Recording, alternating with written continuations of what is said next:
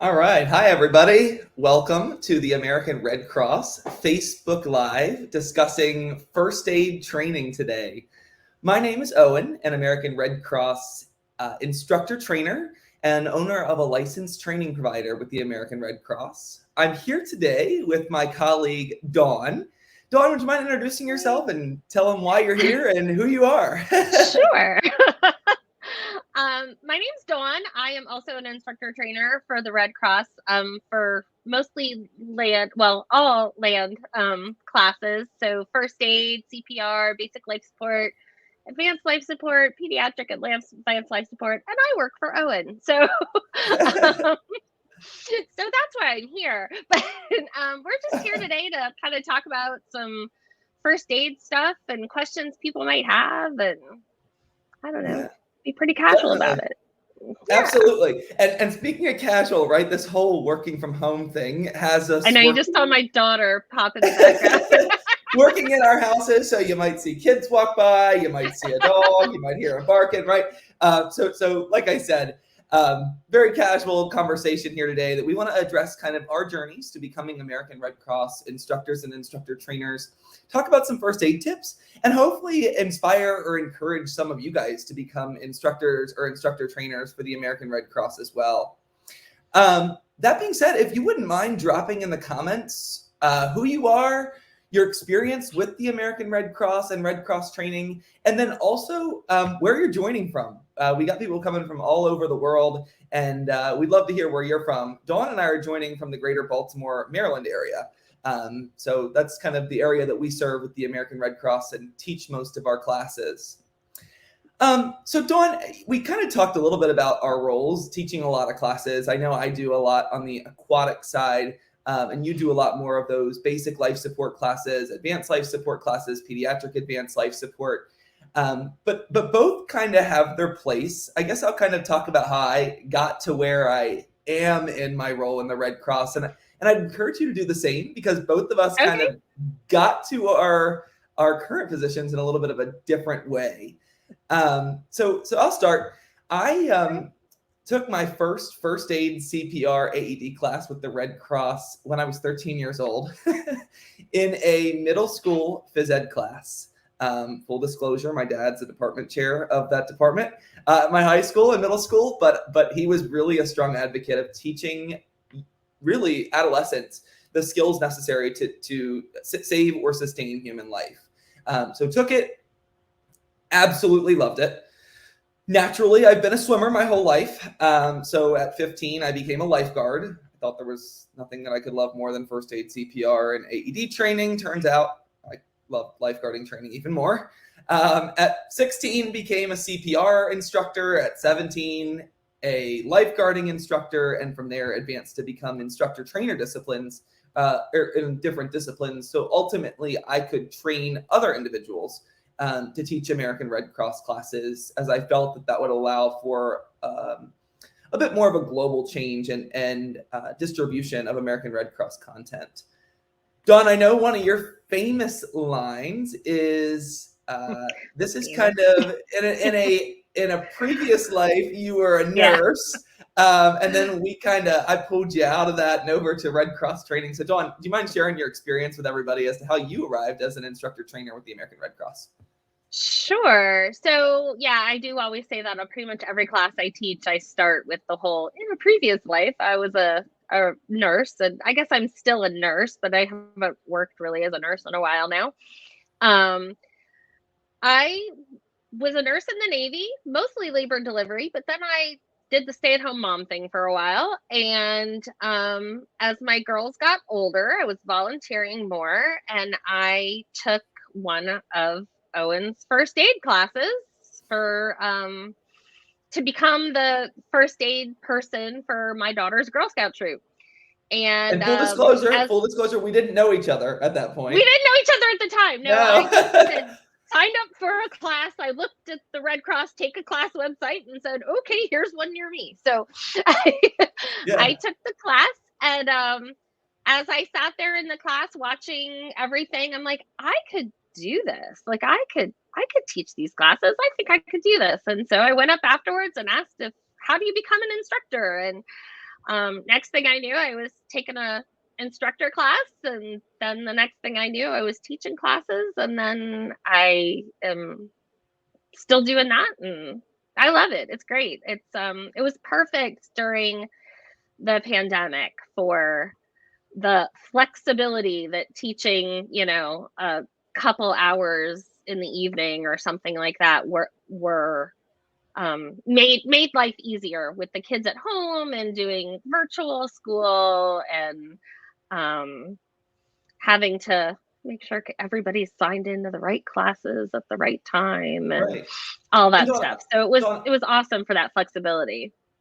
yeah, and I think during the pandemic, we saw that there was a level of flexibility that was needed. But you had shared with me too, if it wasn't for this opportunity, you probably wouldn't have, re-entered the workforce, because it just, with your stay-at-home mom needs, and with your son and your two daughters, I mean, you really had a role at home, but you were kind of itching to get back to something that was similar or related to your career, but didn't know what. So yeah, I've always been drawn to the medical field from the time I was young, and knew that was something I wanted to do. And this kind of kept me in that medical response, teaching, all of it together. And it's been perfect. It's been the perfect combination of staying in a healthcare related field, but not necessarily at the bedside.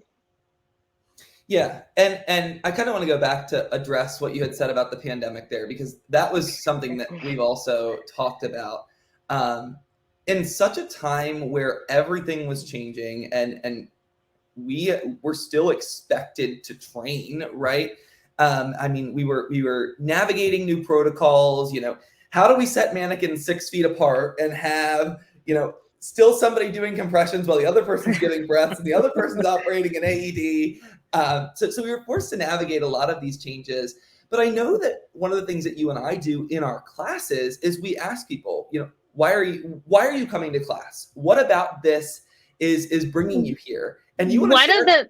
Yeah, one of the amazing things, like through the course of the pandemic, was the number of nurses that were taking the classes, or pharmacists that were taking classes, because they had either been out of the workforce, or were working in kind of different roles, but felt, called in some way, I guess, to take a more active role in healthcare and helping. I mean, there were nurses that were going back to work at the bedside in hospitals to deal with the influx of so many patients. Obviously, I don't need to we all know what happened. And then pharmacists who were getting certified again so that they could give vaccines once a vaccine became available, and had that ability to do that. So it really felt like, even though I wasn't working in the front lines, and I think you felt this way too, even though we weren't working in the front lines, it still felt like we were a real integral part of the response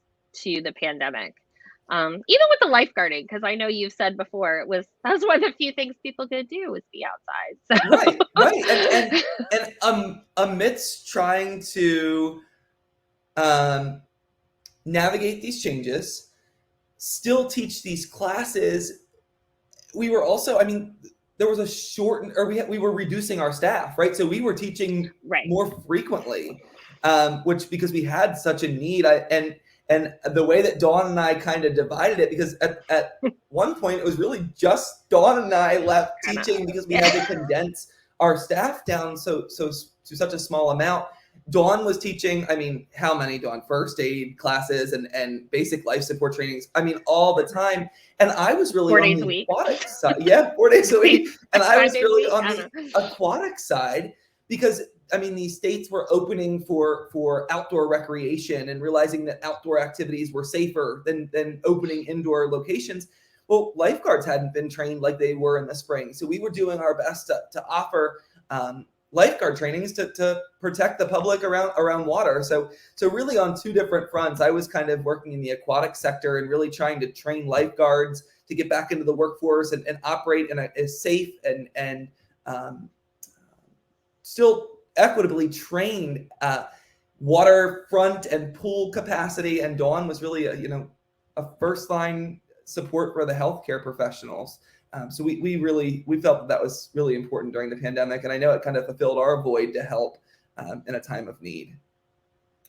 Dawn, I think it's also important that we address the first aid tips, because that was one of the things that we said we'd come on and talk about. We could sit here and talk to each other forever, and that's going to be really boring for everyone. So yeah, right. And it's not like class. We can't see the look of their faces if they're like rolling their eyes at us, or they telling us to get going with it. So we'll move on. Teachers in the pandemic, right. Cameras on. So we get a lot of questions in our first aid classes, and our colleagues kind of collectively decided on these questions with us. And we want to talk about a couple of them and just maybe talk through them, maybe make it a little bit more simplistic for understanding, because in an emergency, the last thing you want to do is have to think really super critically, right? We want to give you some things that are easy to remember. So Dawn, one of the first questions that we decided on was, what are 3 important life-saving steps every person should remember with or without training? You want to go first? Sure. I think that the first thing, whether you have training or not, and you see an emergency situation, somebody needs help, the first thing you need to do, and this comes right from the classes, is check your surroundings. Check the scene. See what's going on around you. If it is dangerous for you to enter or approach the person or the scene, whatever it is, don't go in there, because you're just going to end up being another person who needs help. So the first thing is just be aware of what's around you, and, form an initial impression of what you see. Is it, one person? Do they appear like they're, queasy or lightheaded? Are they completely unresponsive? Is there any life-threatening bleeding? Is there anybody around that can help you? Or are you there by yourself? Those are kind of that initial first approaching the scene moments, is just take a breath, take stock of what's around you. And that would be the first thing. Do you want to take the next one? Yeah, I'll do the next one. But I even thought with that, Dawn, that if we're not safe, what help are we to somebody else? I mean, if we're in danger and something does happen, we can't ultimately help the other person. So we don't want to have 2 ill or injured people as a result of not checking your surroundings. I try to make sure people realize, there are some situations where, you would probably obviously not approach, if you see a hanging wire with sparks at the end of it, you're not going to run up to help somebody. But, there might be other things that maybe are not quite as obviously dangerous, that just take a minute to see what's around. Are you on the side of the road? Is there a lot of traffic? Yeah, whatever. Yeah. And after that, once you've kind of checked the scene, and I think you said form an initial impression, just like we say in the class. It allows you to be able to then call, which I would say is our next life-saving step. Call 911. Call the designated emergency response number, because you can't be a hero by yourself, right? You need additional help. You need to get that ambulance or police or fire apparatus coming, because that's what's going to ultimately be of the most help. So I would say, after forming that initial impression, you now have enough information, or at least some information, about what's going on, that you can relay it to the call taker, the 911 call taker, or the emergency response number call taker, to kind of allow them to send adequate and appropriate resources to the scene. Right. That's absolutely important, to be able to relay the information to the 911 dispatcher or whoever you're report or calling into. So and the third step, Dawn, you want to take that one, or you want me to? You can. Okay. I know that we say this and it's so simple, but we're back to those ABCs, right? We are back to the ABCs: airway, breathing, and circulation. And then, we're also looking for that life-threatening bleeding, right? We want to get back to those life threats. If there are life threats, use your training or the information that is being given to you from the 911 dispatcher on how to provide care. If something is immediately life-threatening and you feel that you have been trained or that the person on the phone can talk you through it and it's safe for you to do so, do it, right? Treat Right. those life threats so things don't get worse. And that's kind of how that bystander intervention can help in an emergency. And that's ultimately, we train for the moments that matter, right? And that is Absolutely. that moment that matters. Absolutely. There is one other thing that I just thought of with a friend that was at a scene where a Okay. child was hit by a car.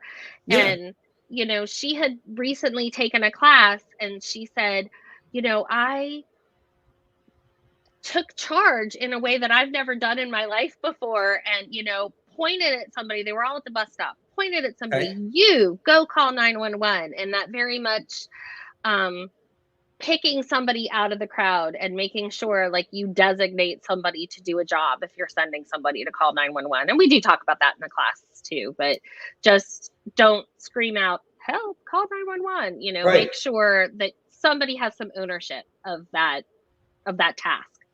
Yeah, and same with the other tasks, right? You, Dawn, go get an AED and get a first aid kit and come back here, right? Right. A very, very, Right. that's a good point. That's a good point. Speaking of first aid kits and AEDs, that kind of Yes. leads me to our next question. What do we do if we don't have either of those things? We don't have a first aid kit and we don't have an AED. So my first thought is like, if you are providing care and AED, immediately my brain goes to performing CPR. Ideally, yeah, you would like to have gloves from a first aid kit to perform CPR, but you don't really need gloves to do chest compressions. You can Right. absolutely do chest compressions without gloves. If they're available, great. If not, and you feel If not, comfortable, do it. right. If you don't have that first aid kit for a breathing barrier, then, and you don't have one, compression only CPR is an acceptable alternative until one becomes available. Assuming you do have, gloves and a breathing barrier and you're performing CPR, but there's no AED, just keep going, wait until the EMTs get there because they're going to have the things. Because there are places that there are not AEDs available. After I started teaching these classes, I started noticing them in more and more places. I know. Like, you're walking through the mall, you're like, oh, there's an AED. Yeah, it's funny. I pick on that stuff too. Yeah. And even, with that first aid kit, I think you're spot on with the AEDs, but I'm even thinking first aid kit. When I think first aid kit, I think blood. I think bleeding. Yeah. I think, life-threatening bleeding.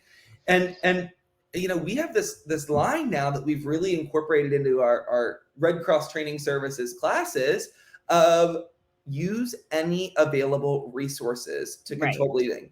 Well, you and I are both wearing an available resource, right? We have a shirt. We can apply pressure.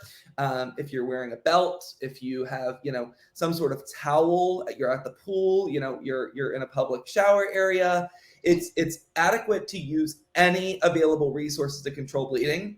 But no matter what this is, whether we have the first aid kit, we have the AED, or we don't, I'm going to go back to question one.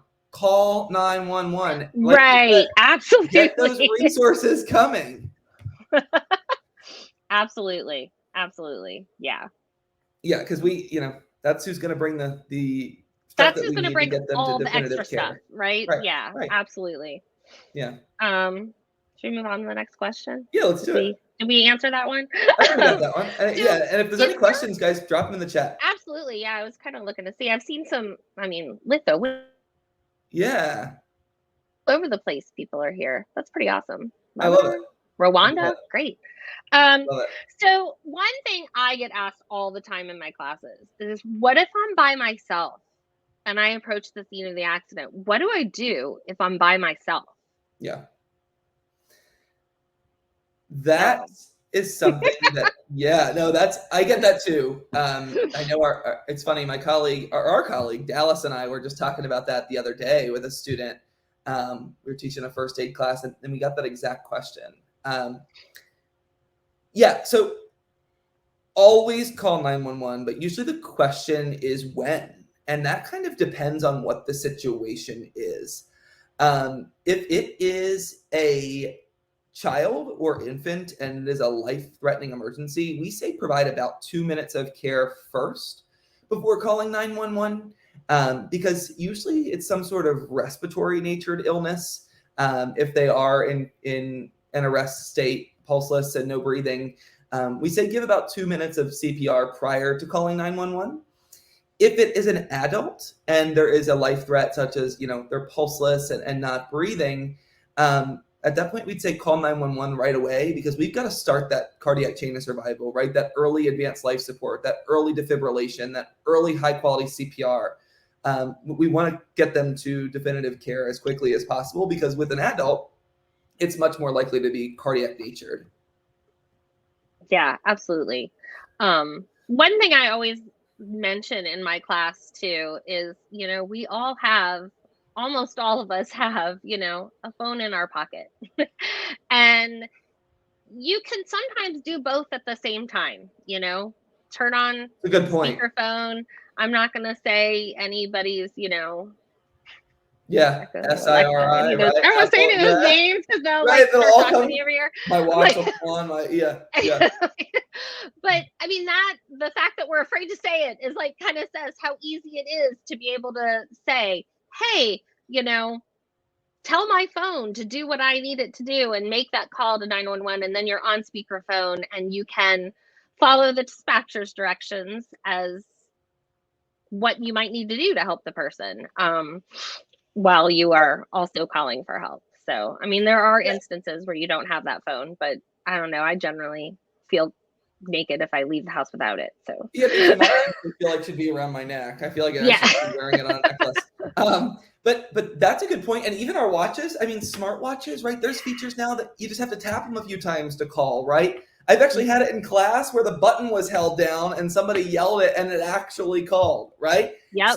So it is so easy to make access to 911. And a lot of 911 communication centers are now allowing for text communications to 911, or bystander intervention, like you said. Maybe it's very rare that we're alone in an emergency, but if there's other people around, hey, you go call, right? And come back. Right. So I think that's a really important point to note. So first aid kits, back to those, because we like to talk about those as Red Cross instructors and first aid enthusiasts. Yep. So what is the most important thing that you should always keep in there? One thing. So I have two things, but Okay. the first thing that I'm going to say is gloves. Gloves should always be in there, right? Because that is to protect you. And as much as you want to help whoever the ill or injured person is, whether that you know them or you don't know them, you have to protect yourself. And that's something that when you're looking to give care, or when you're a nurse and you're in one of those careers that's all about caring for others, as a mom, even sometimes it's hard for me to think about that, but I want to protect myself first. So whatever precautions I can take, breathing barrier, gloves, those types of things to protect myself is the first thing that I think of.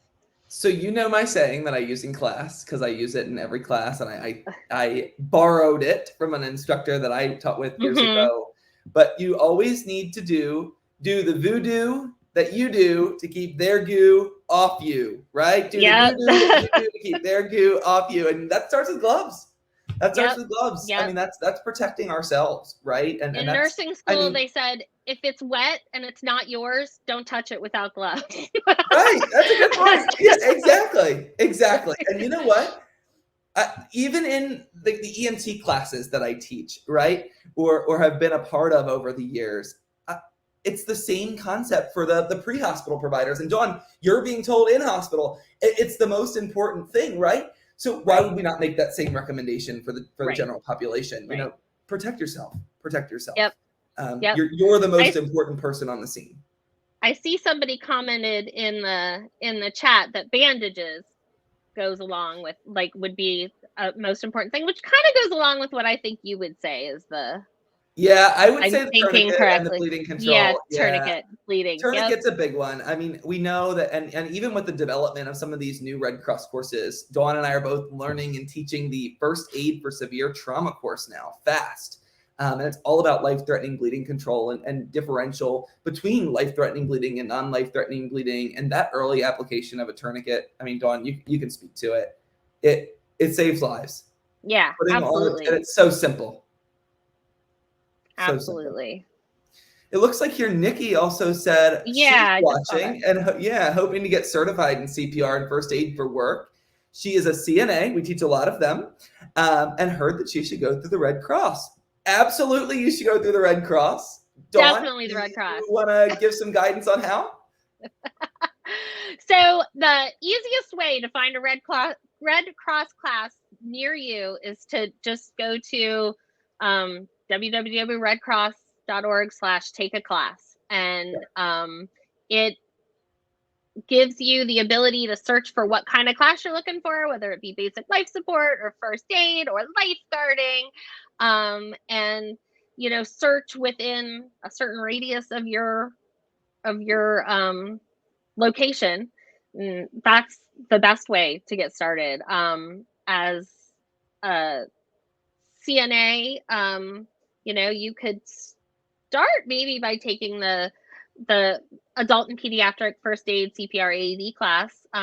You might want to take a basic life support class too, depending on what your employer is looking for you to do. So that just tends to be more of the healthcare provider level of training. So I know sometimes CNAs are working in hospital settings, but sometimes they're working in a doctor's office, and different levels of training might be appropriate.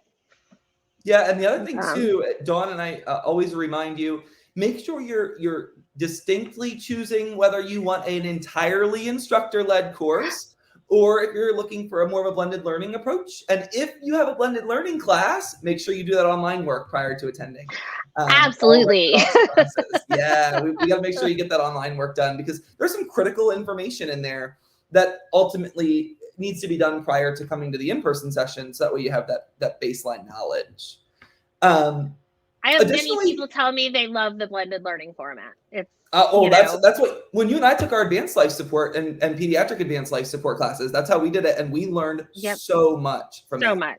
So much. Yeah. Additionally, I don't know if you guys have heard of it. I know Dawn and I both keep it on our phones because we are, like I said, first aid enthusiasts, to put it blatantly. The American Red Cross First Aid app actually kind of talks you through and gives you kind of weekly skill refreshers and videos and how-to guides on how to perform CPR, use an AED, bleeding control skills, and others. And there's also functions where you can pair those with your Amazon enabled devices. So you can kind of ask, I'm not going to say her name because everybody's will go off in the whole world. Yeah, but your Amazon device, your Amazon smart devices can be paired to kind of ask different first aid scenarios and different skill practices. Oh, look, Dawn, Kimberly Ramsey said she agrees with your gloves. Gloves, yeah. Yeah, she agrees with gloves. Yeah. Dawn, I know that we're kind of running out of time here, and I just want to thank. I know. I want to thank everybody for joining today. We definitely welcome continued comments and questions as this is posted to Facebook. We have a team of Red Cross social media specialists that can get those questions over to us, and we can happily provide some additional support. Become an instructor. Become an instructor if you're interested in training others, and those instructor classes, once you complete those prerequisites, you can find those on redcross.org/training as well. And that's kind of, Dawn and I both love training others to be instructors, because like I said at the beginning of this, it even allows a larger scale impact than that initial, that base level class. Dawn, any final words? I don't think so. Just thank you again. Thank you, Owen, for hosting and moderating the whole conversation, and it was great. This was a lot of fun. Like I said, it went really fast. It's great to see everybody tuning in and commenting, and it was a lot of fun. So, well, also, I mean, if you want an encore, everybody, put that in the chat. Right. Too. love to hear, you liked it, you learned some stuff, and Dawn and I always enjoy anytime we can come on and talk about what we know best, and that's our American Red Cross training. Thank you, everybody, for joining. Thank we you look so forward to much. working with you in the future. Bye-bye.